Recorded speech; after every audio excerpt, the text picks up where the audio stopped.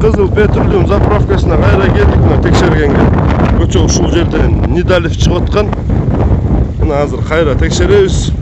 Биякта ошол оңдодук, түздөдүк, технический да, ошибка дегендер болуп тур. Анан азыр чынында кайра алдабай элеби же туура куюп атабы? Азыр кайра баштан текшеребиз.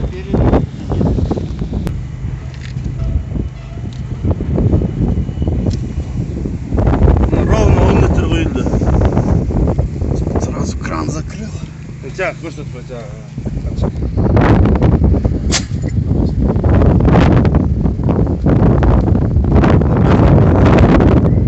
Он играет. У них индикатор. Мерник по уровню. Ты не напомнишь? Муну куюп туруп, тягын текшерели, тигетине.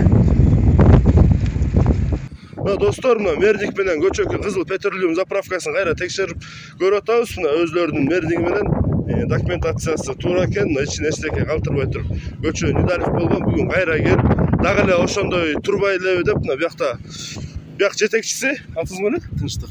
Тынчтык, биякта ошактын жетекчиси мына Кызыл Petroliumдун. Эмне себептен мындай көчө Нидалев болуп калды эле? Кечинде ошо 2-3 машинеге технический болуп, кирбей калыптыр, токтоп калыптыр, кайра кечирим сурайбыз.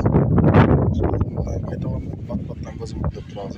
Буюрса биз дагы келип, каалаган киши мердик менен текшерип алса болот дегенди айтпакчы, мыйзамда. Мына экинчи жүрмөн буюрса дагы экинчи өтүн текшеребиз.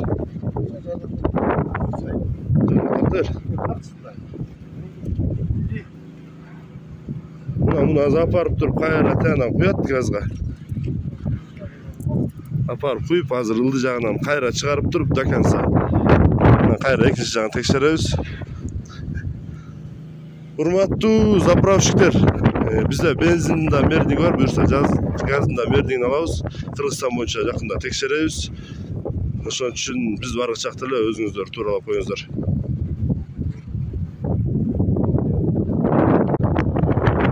Мына биякта азыр кайра 10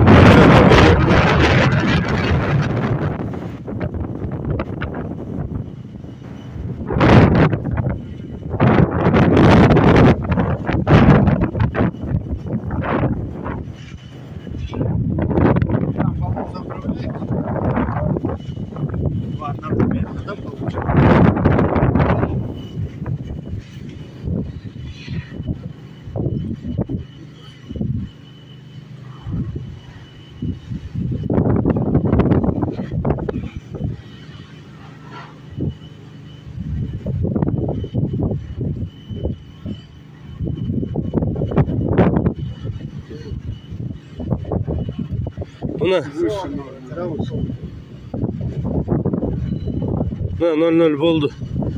Эле выше норма экен бир аз. Эми сакты чөчүктү көрсөп койсо. Мына 10 метр куйган, 10 метр болду мына. Эми мына туура болду деп айтышат да.